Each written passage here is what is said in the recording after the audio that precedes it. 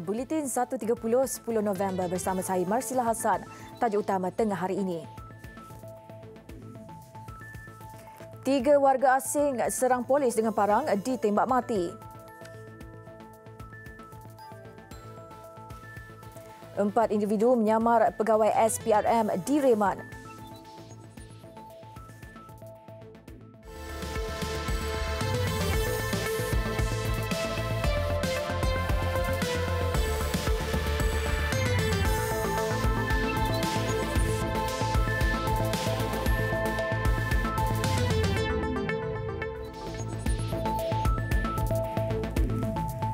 Assalamualaikum dan salam sejahtera. 3 lelaki dipercayai warga asing mati ditembak oleh polis di puncak Bukit Mutiara dekat Tanjung Bunga Pulau Pinang awal pagi tadi. Suspek menyerang polis dengan parang selepas cubaan mereka untuk memecah masuk rumah gagal. Timbalan Ketua Jabatan Siasatan Jenayah Negeri ACP Rahimi Rais berkata polis menerima maklumat daripada seorang wanita yang tinggal di kawasan Terbabit bahawa rumahnya cuba dipecah masuk kira-kira jam 4.20 pagi tadi.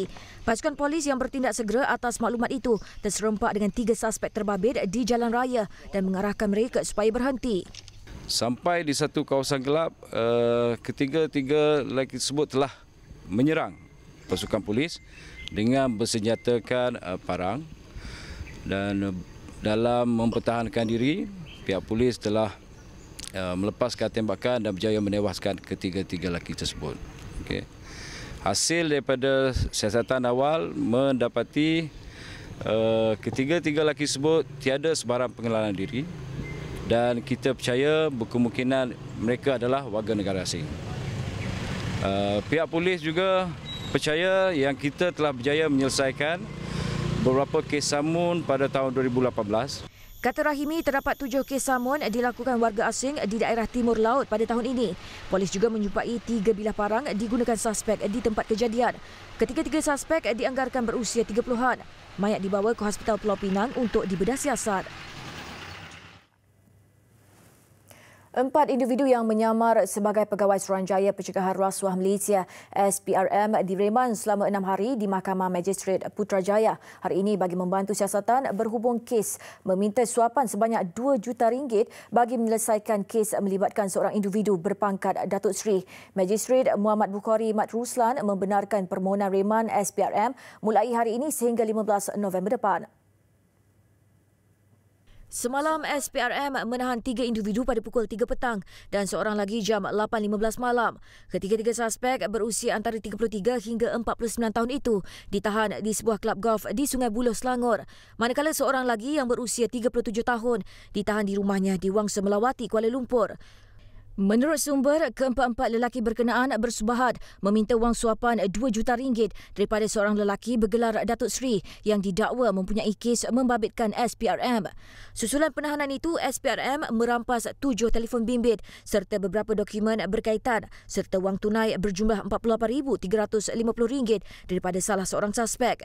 Timbalan Ketua Suruhanjaya Operasi SPRM, Datuk Seri Azam Baki, mengesahkan penahanan terbabit. Siasatan dijalankan di bawah Seksyen 16 Kurungan A Kurungan B Akta SPRM 2009.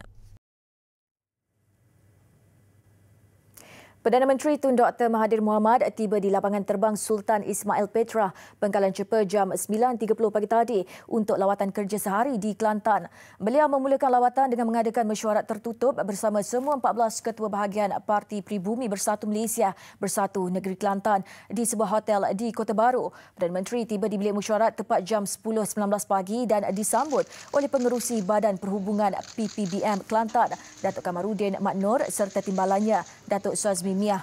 Hadir sama isteri Perdana Menteri Tun Dr. Siti Hasmah Muhammad Ali.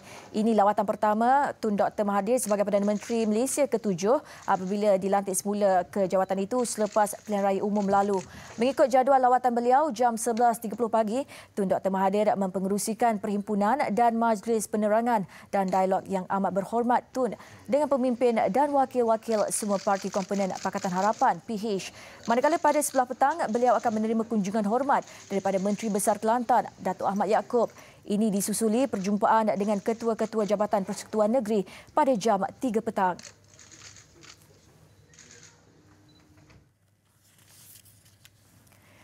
Skim bantuan baucer buku bagi mahasiswa akan diteruskan. Dalam satu kenyataan, Menteri Pendidikan Dr. Masli Malik berkata, Kementerian Kewangan bersetuju dengan syur dikemukakan Kementerian Pendidikan untuk meneruskan skim terbabit. Kementerian Kewangan bersetuju untuk melihat perkara ini yang bertujuan membantu mengurangkan beban kewangan pelajar institusi pengajian tinggi. Katanya beliau telah membawa perkara berkenaan dalam mesyuarat Kabinet semalam dan Kementerian Kewangan bersetuju dengan syur agar skim itu diteruskan bagi meringankan beban kewangan pelajar institusi pengajian tinggi. Malah Perdana Menteri Tun Dr. Mahathir Mohamad turut melahirkan pandangan bantuan seumpama itu perlu diteruskan. Menurut Dr. Masli, beliau akan memastikan kebajikan mahasiswa diberi perhatian dan skim baucer buku merupakan salah satu perjuangan yang dibuat untuk mahasiswa.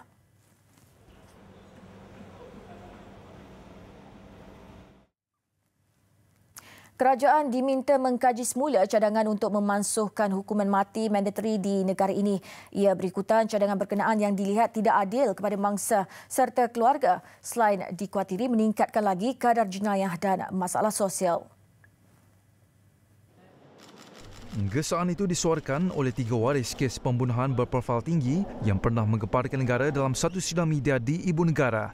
Mereka adalah anak perempuan jutawan kosmetik Datuk Susilawati Lawiya, Ernie Dekretawati Yuliana Buhari, abang timbalan pendakwa raya Datuk Kevin Moraes, Datuk Richard Moraes dan kakak pegawai bank Wong Jin Kul iaitu Wong Hee Wong. Turut serta sama Peguam Christina Teng.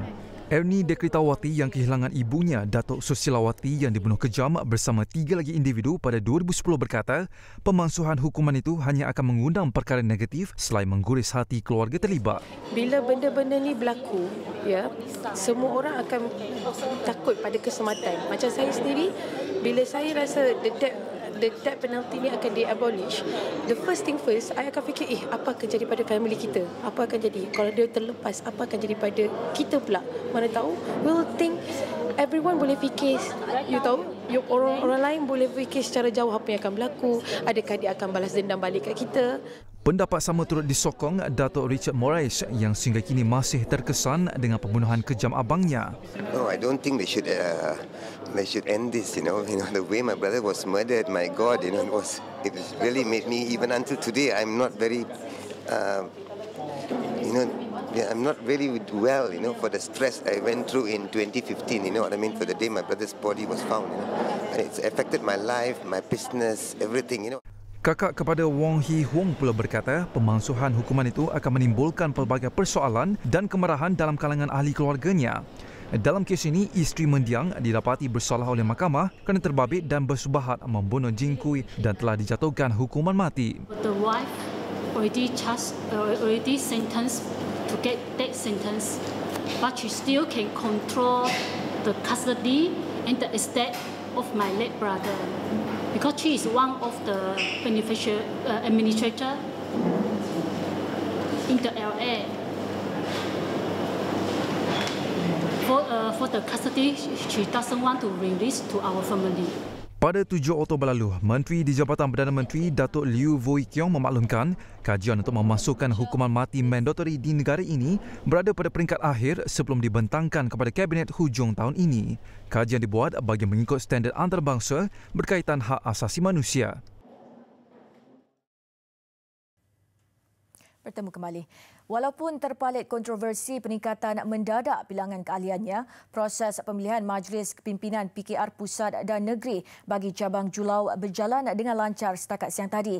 Daripada 29 cabang PKR di Sarawak, Julau mempunyai ahli teramai iaitu lebih 13,000 ahli dan pada hari ini dijangka seramai 6,000 ahlinya akan turun mengundi pemimpin pilihan mereka.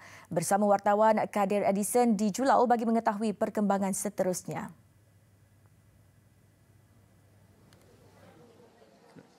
Terima kasih rakan setugas di Seri Pentas.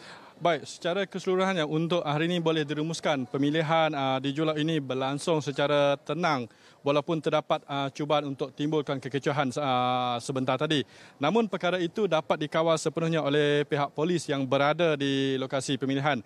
Dan secara rasminya cabang Julau mempunyai 13,000 ahli dan pada hari ini dijangkakan seramai lebih kurang 6,000 ahli akan hadir untuk memilih pemimpin bagi kerusi Majlis Pimpinan Tertinggi. Dan bersama saya sekarang ini calon bagi Ketua Wanita Pusat PKR Fauziah Saleh.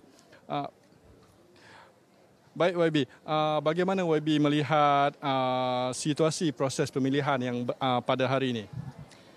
Terima kasih saya ucapkan. Saya datang sendiri ya untuk melihat keadaan di sini kerana sebelum ini terdengar ada banyak-banyak aduan dan sebagainya. Jadi daripada apa yang saya lihat, keadaan agak terkawal ya, amat baik kerana disediakan laluan khas untuk masuk, laluan khas untuk keluar dan ada line-line yang disediakan ini yang membantu proses mengundi itu berlaku. Namun pada awal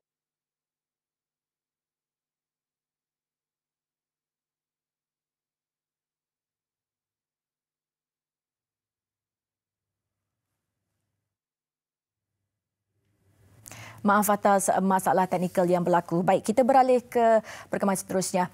Misi mengangkat Malaysia sebagai sebuah destinasi pilihan masyarakat dunia bukanlah mudah. Menteri Pelancongan Seni dan Budaya Datuk Muhammadin Ketapi berkata, Tourism Malaysia perlu giat mengadakan pelbagai kempen dan publicity. Beliau mengalu-alukan khidmat jurucakap dan selebriti dari United Kingdom dan Malaysia sebagai usaha meningkatkan pasaran sasaran. Laporan bersama Hadiza Hashim di London. Di sidang akhbar di pameran World Travel Market ini, Tourism Malaysia menegaskan ia perlu mengembangkan penceritaan destinasi dan mencari jalan baru untuk berinteraksi dengan pasaran sasaran. Memanfaatkan perkongsian dengan selebriti mampu memperluaskan jenama Malaysia kepada lebih ramai pelawat antarabangsa. Pengacara program Alam Semula Jadi dari stesen televisyen BBC, Kate Humble, menceritakan pengalaman beliau melihat pelbagai hidupan liar dan spesies terancam ketika berada di hutan hujan Ramakot di Sabah baru-baru ini. Minat pencinta alam ini terhadap pelancongan eco di Malaysia dan publicity yang dicapai oleh beliau amat dihargai. Ramakot is very new on the tourist itinerary, so new that actually there's not a great deal of facilities there for tourists. So, as I say, it is wonderful, but it is tough. You're not going to sleep. When you do sleep, you're sleeping in very basic accommodation that's run by the forestry. However, Danam Valley, would you say that should be, you will see some absolutely wonderful things in the Danam Valley. You've also got a chance of seeing clouded leopard there. Sementara itu, kempen galakkan pelancongan ke negeri Terengganu turut dibantu oleh Muhammad Daniel Abdullah yang lebih dikenali sebagai Mat Dan. Pengacara bebas yang berasal dari UK ini telah 10 tahun menetap di Malaysia. Apa yang buat Malaysia lain dan menarik adalah orang tempatan, budaya Malaysia. That's what sets Malaysia aside from other places, and that's kelebihan kita adalah Malaysian hospitality.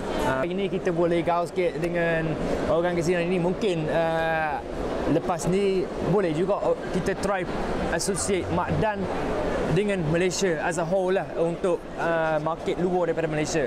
Macam saya boleh explain, saya boleh dengan bloggers, dengan media, saya boleh explain, saya boleh terangkan sikit pasal Malaysia, boleh promote Terengganu lah. Tourism Malaysia serta 45 operator pelancongan, hotel, agensi pengembaraan dan badan pelancongan kerajaan negeri menyertai acara tahunan industri pelancongan ini minggu lalu. Haliza Hashim, TV3, London.